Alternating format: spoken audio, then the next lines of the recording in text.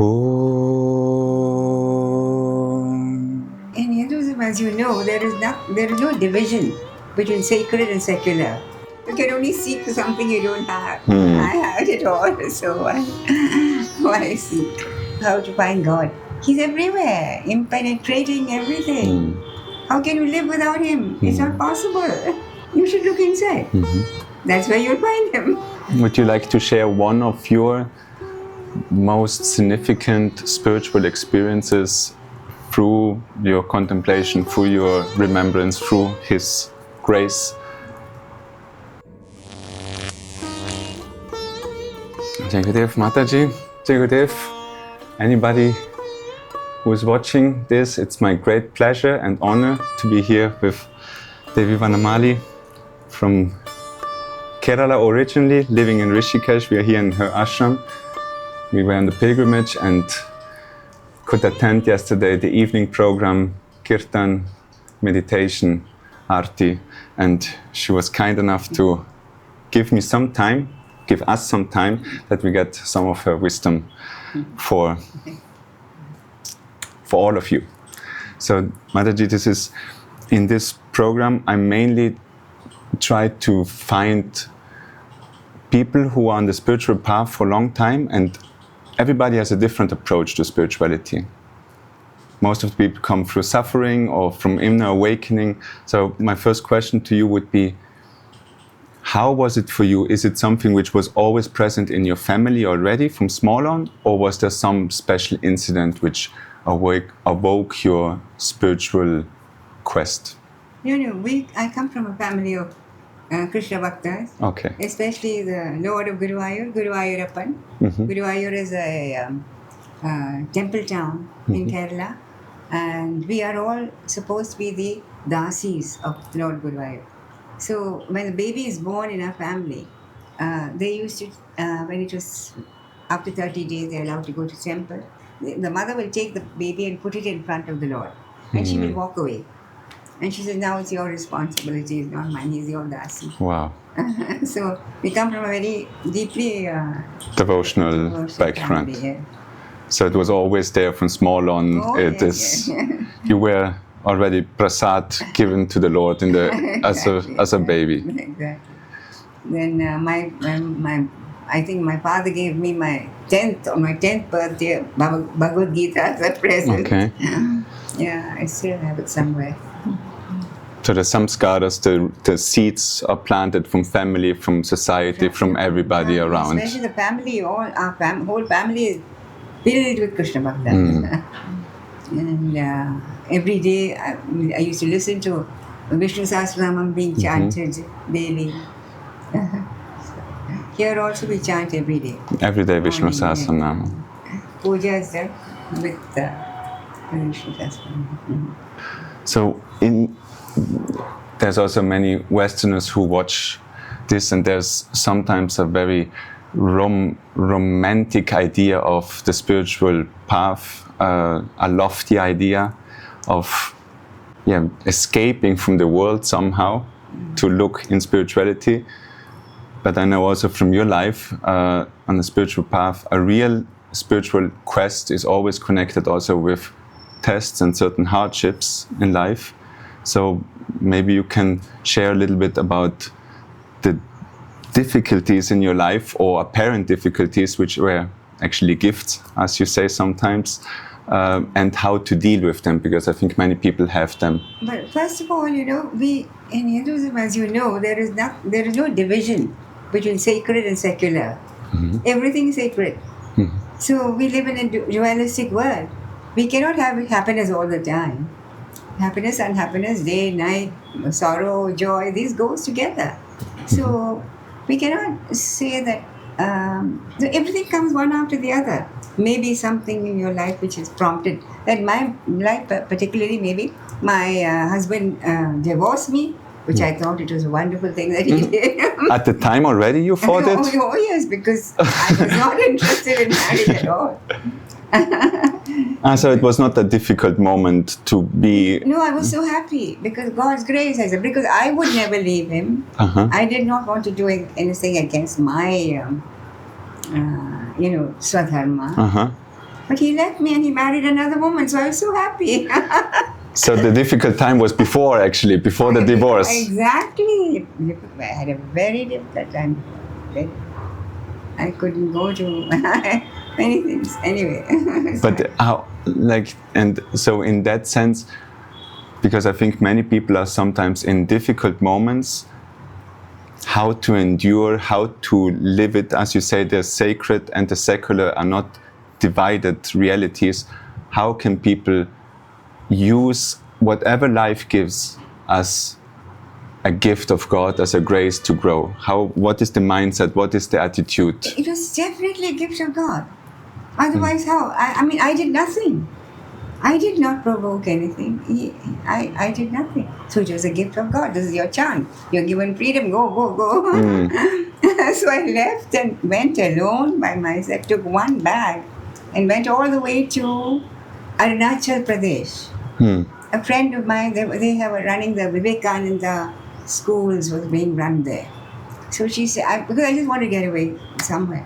So she said, I can, if you want, I said, yes, give me as far away from Kerala as possible.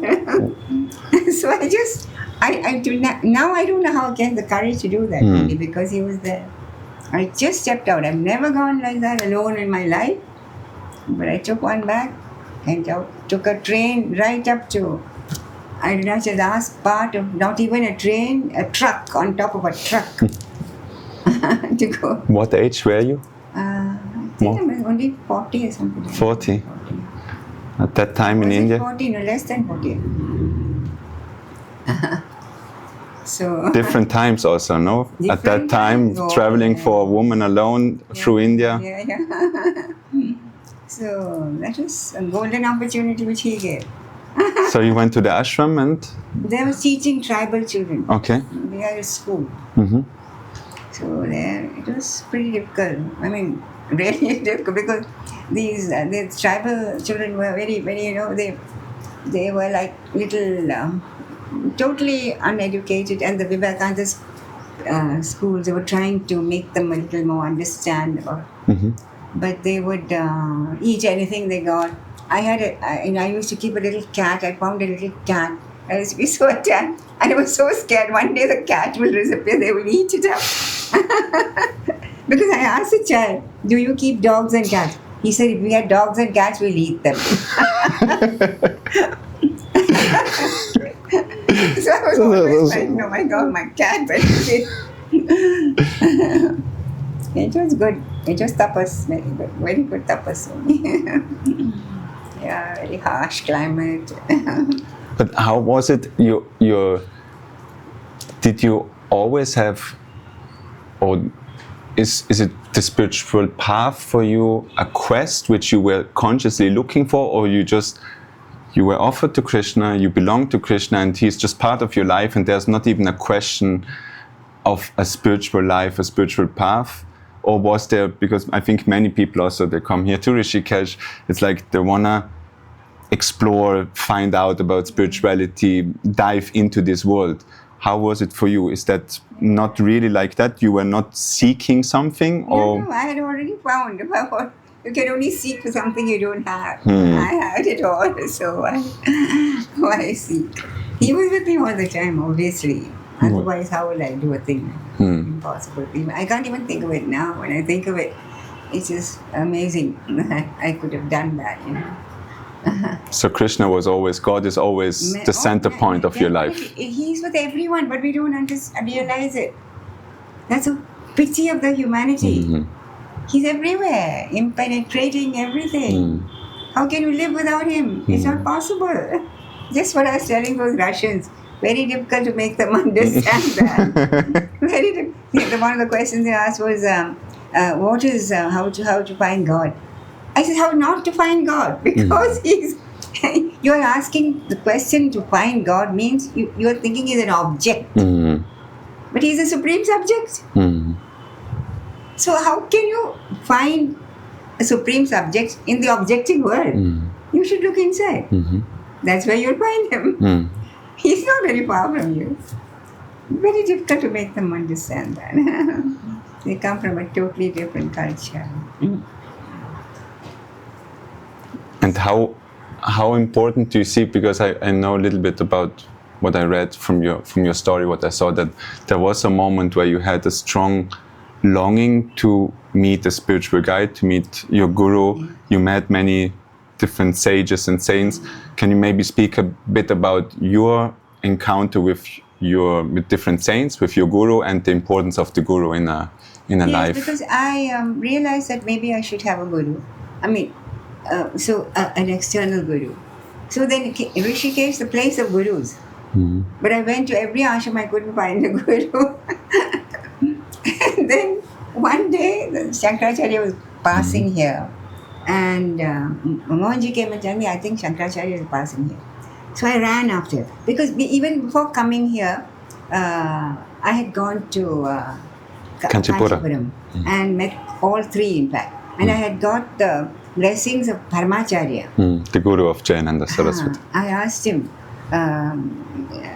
he usually didn't speak much, but I asked him, I want to go to Rishikesh and build an ashram there. That was after I finished that and came back, because there were a lot of things in between. Anyway, so he just did this. So they all said that is good enough, that means he's given you. So when I heard this, I ran after him. He was going down, so I ran after him and said, Swamiji, will you come to our ashram? He just looked at me and said, in Tamil, he said, what is the name of your ashram? I said, Vanamali. He said, I'll come. So on the way back, he came here. He came into the ashram, looked at. Then after that, he was staying in the ashram. Mm-hmm. So I used to go every morning. I used to go in for his puja. For some reason, I don't know, I felt like drawn to it. So I had heard that they won't give to Diksha to non-Brahmins. Mm-hmm. And so, but then I used to go and sit with him. He went the puja, and after that, one day I thought to myself, if I don't ask, he's going to go soon. I put on ask, and I asked him, Swamiji, will you give me will you initiate me? So he didn't say a word. He just came. So I thought, well, what do I lose in asking? Then he sent everybody away. I think I've written that in this on Gurudeva. And then when everybody had gone, he gave me the mantra, which I've already using for I don't know, lifetimes maybe. Same mantra. And he's a Shiva bhakta. He gave me the Vishnu mantra. So then after that, I had nothing, I had not taken anything. I was simply, every day I used to go and sit with him. Some little food or something I'll give. But no dakshina, no, nothing I had come with, not prepared. No. Then I didn't know what to do. After that, he went on Padayatra to Badri Kedar. Mm-hmm. And before that, he said he would like to make some temple, but across the street. Can you get it? That was totally empty at that time. Can you get? So we were trying to get that place there. Last minute, that man refused. Then I asked him, I said, Swamiji, if you don't mind a small piece from our land, you're welcome to it. He said, I'll tell you about it. And he went. Then on his way back, he asked Mohan to meet him in Devraya. And then he said, yes, I will accept that. So actually that plot of land was like a dakshina given to him. Because, I mean, I can't even say that. It's too much even to say that I can give. I have nothing to give. And I was absolutely without anything there. Then he himself brought the mud and laid the foundation stone of the both Badri and Kedar temples. And he sent his workmen here and they built the temples. Then at the beginning he only sent the pujari, but now we have after that. Now it's... Yes, it's running. It's running. Badri Kedar for many years. So if somebody can't go to Chardham, they can come here. That's what he has himself said that. They said those who can't go to Badri Kedar, then they pray here, they'll get the same benefit. So. And can you maybe, because especially for Western people, the concept of the guru is something very unusual. Unusual and repulsive often even. Yeah, because they don't want to give it they don't want to surrender, exactly. So maybe if you can say a few words on the importance of even of the external guru. Yeah. The fact is that in anything that you want to learn or anything, say if it's dancing or singing or violin or piano, whatever you want to, you have to have someone who teaches you, a real life guru. You can't just look at a book and do this. And here you are asking for the highest learning of all, to take you to a spirituality high, and you think you will do it by yourself by just looking at books? It's absurd, isn't it? Fire can light from another fire, light myself. And as you said before, what would you say is the main resistance if people, because I know so many people and they always have this resistance, and you said it silently, it's the ego which doesn't want. Definitely. Everybody, but we are such, enormous individualists. I am great. Everybody thinks. But you are great. But who is the I, first of all, find out. Exactly. That I is great, definitely. That's why we think we are great. Because there is an I in you which is great. Which is the greatest. Not even great, but the greatest. That's why we all think we are great. But there is a question of misunderstanding who the I is. Misidentification. Wrong identification. And the guru helps to make the right. Yeah, it removes that ignorance. That's all. That ignorance of. That's just what I said when these people asking me where to find God. I said you're making God into an object of your perception. He's not an object. So that is the misconception. First misconception that has to be removed. He's not an object. He's a supreme subject, not even a subject. Supreme subject. Yeah.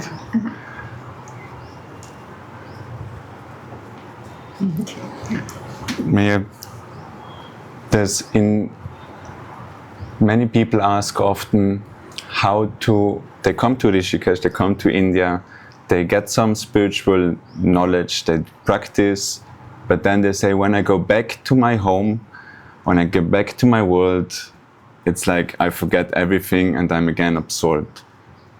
Can you give them some advice how to maintain a spiritual lifestyle in the daily routine of normal life? Yeah, that's because they make this demarcation between secular, sacred. And there is no such demarcation. Everything is sacred. Everything is imbued with the divine. That tree, that branch, this thing, that flower, that fan, you, me, the little ant going there. Everything is imbued with divinity. Then what are you talking about? This same thing in Germany or England or America as here. You are making the discrimination that there is something divine, something which is not divine. That is a typical Abrahamic thinking that there's devil and there's God. And God is totally impotent because the devil can bring out everything he does. What's the use? And what would be a way that this knowledge, which I think many people have, the theoretical knowledge, but to imbibe it and that it becomes more reality? Through only through the mental. You have to totally change your attitude.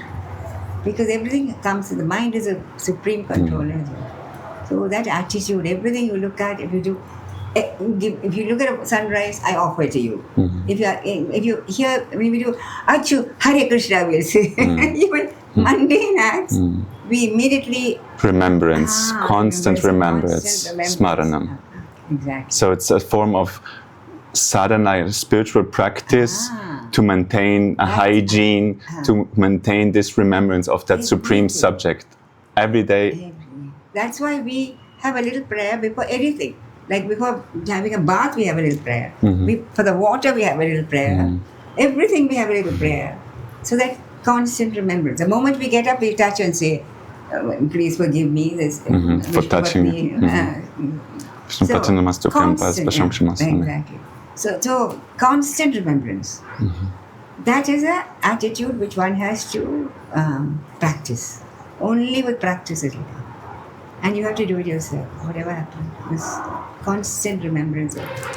That is what all spiritual practice is about, to remember that supreme subject to that it is love, everywhere. that It is sacredness. everywhere. It's everywhere. You cannot say it's not in here, it's only in this. You can't do that. And that's what we do. We keep on saying black and white because we're in the dualistic world. You know? And so long as we are in this dualistic world, this will keep on. We are on the seesaw. We have to remain in the fulcrum. Then this can go here and there, and we can watch and have fun. Become the observer. Yeah, and then we have fun with it also. You can enjoy the world, no problem. The world is meant to be enjoyed. What is there?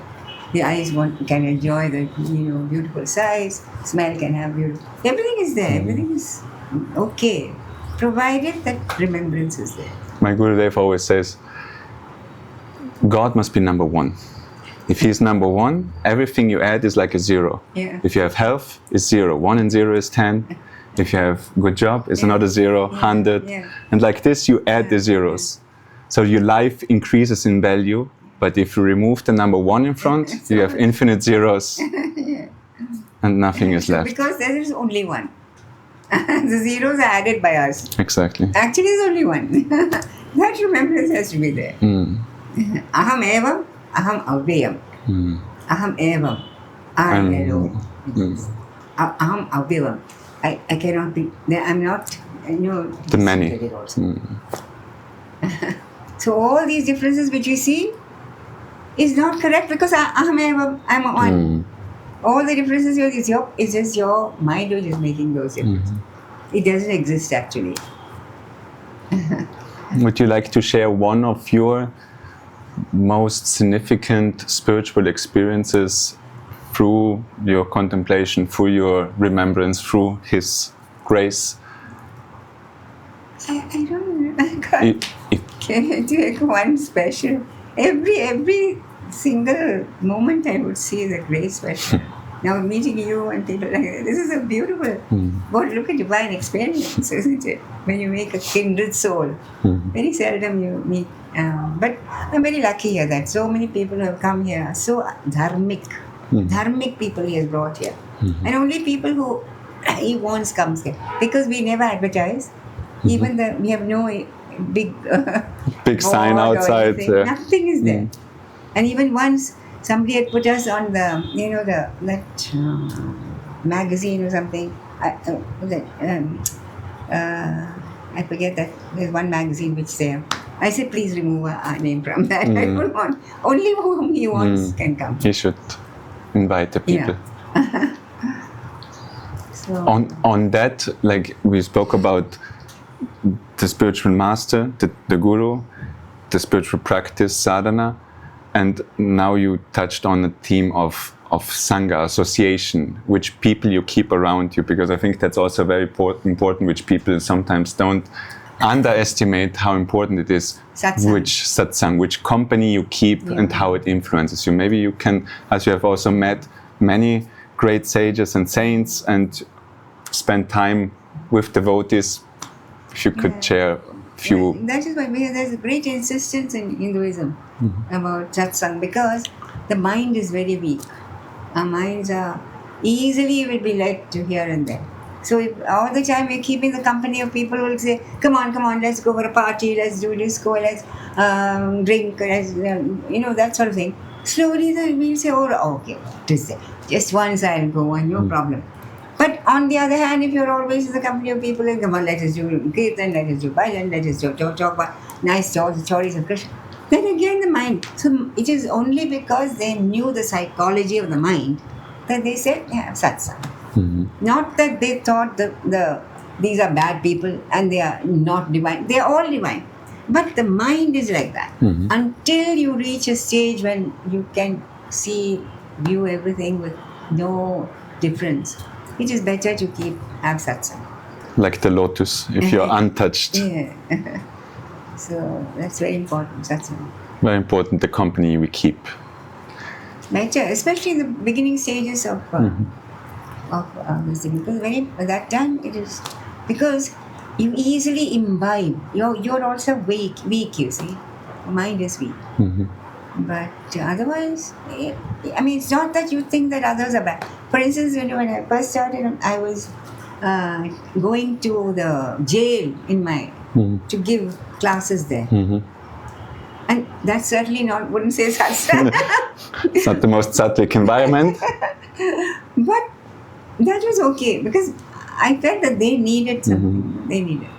So it was in spirit of service. Yes. So that is okay. If you have the strength to withstand the negativity, then it's okay. In fact, you must go and try and change the people who are needing such a thing. But normally when you yourself are not yet, it's like a jelly, not yet gelled. Still some other thing comes, they should also fall into that. But once it's gelled, then nothing can harm it. So until then, very important, satsang, very important. So much of pressure is put on satsang. Like a small plant in the beginning, it needs to be protected and taken care. Yeah. Can you maybe share just some of the great souls which you have met? I know you have met Ananda Moima when you were... But I had very little, I just saw her, that's all. But that itself is good enough. When you meet a soul like that, they just exude. I was very young also, about I think 15, 16, something like that. Parents and all we went. At that time in Vrindavan, they were having but even at that time I remember very clearly, there was a huge storm in Vrindavan and the Lord. And my mother said, no, we won't go this way. There's floods and all that. So I said, we are going to Vrindavan. And Krishna lifted up a mountain for 7 days to protect. You think he will not protect us? I remember so clearly, You said to your mother? Yes, I remember that somehow. That's so long ago, but I remember that so clearly. So we went, and of course nothing happened to us. There was no problem at all. And we were staying in the Ramakrishna ashram. Next door was Anandamayi ashram. So Swamiji said, he's a very great, I didn't know anything about saints. He's a very great saint. So I said, I must go. So we just said, she was lying down in her usual clothes, and we sat there for some time. Very nice. That's all. Very nice. With Papaji, we had a lot of this. You know Papaji? Papaji? You've heard of him? I've heard of him. He was Ramana's was his guru. We had gone to him a number. He's come here also. Yeah?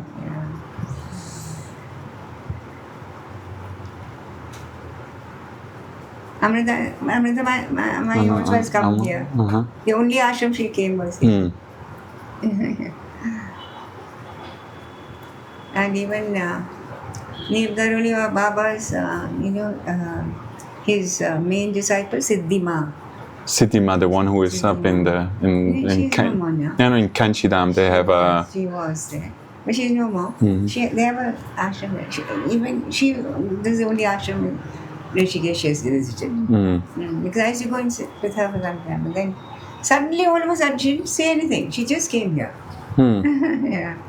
She's a lovely person, very wonderful person. It's a lot of great association you had in your life. Yeah, one is great for. They all come for him because of him.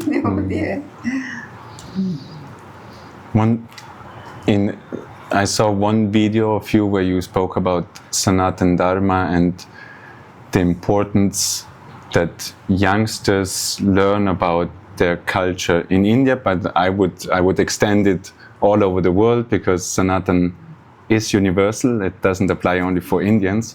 So maybe if you want to share why Sanatan Dharma is so rich, so precious for everybody, for their life. Because this is the only Dharma which, has, obviously there's something in it because it is the only culture which has lasted for 50,000 years, 30,000 definitely. We have things going back to 30,000 years. Every other culture, like Egyptians, they were all great.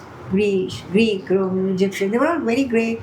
Macedonian, Babylonian, all very great. But they perished.